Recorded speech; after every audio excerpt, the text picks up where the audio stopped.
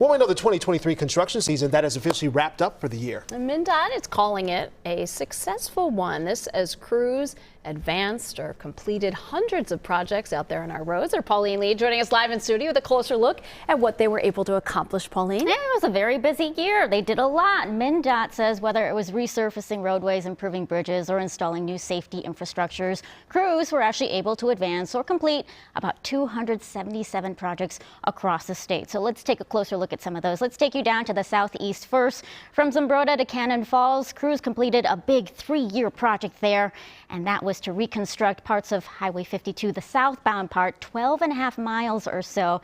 That's in addition to rebuilding a new interchange as well as replacing several bridges in that area as well. Let's take you to central Minnesota. That's where crews resurfaced a portion of 94 west of Alexandria. As we take a live look here, 94 at Highway 27. That's in addition to also adding some roundabouts near the city's interchange. Let's go to the north now. North part of Minnesota actually saw a lot of construction that happened as well, especially on the lake shore here.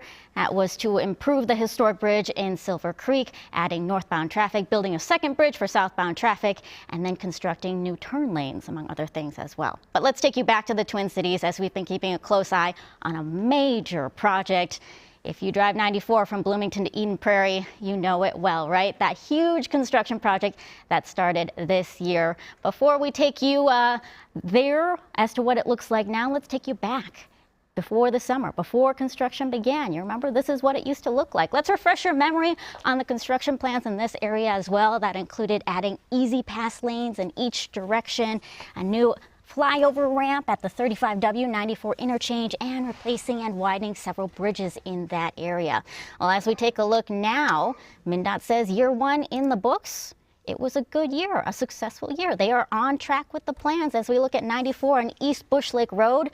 Much of the work this year was for prep work for next year's heavy lifting, but crews did complete some pavement work in this area here. They also started work east of 35W on that Chicago Avenue Bridge, I should say, and they also got started on that flyover ramp here as we take a look at 94 and 35W. As you can see right there, traffic moving along swimmingly this morning. Well, drivers, just be prepared. Crews are still going to be working on this flyover ramp in the wintertime. I know they say construction season is over, but it's not going to be as much during the winter months. And they've prepared for it as well. So as you can see, all the ramps, all the lanes, they are open. Crews also widened the shoulder earlier this year. That's by design to make sure crews can work safely and drivers can navigate what can be tricky driving conditions in the winter. In the summer, we have, we have shifts, we have narrow shoulders and things like that. Winter, people have to contend with, snow and ice, and, sometimes the traction is not as good and things like that. And we know that. And so, that's a separate problem. And so we try to not make it worse.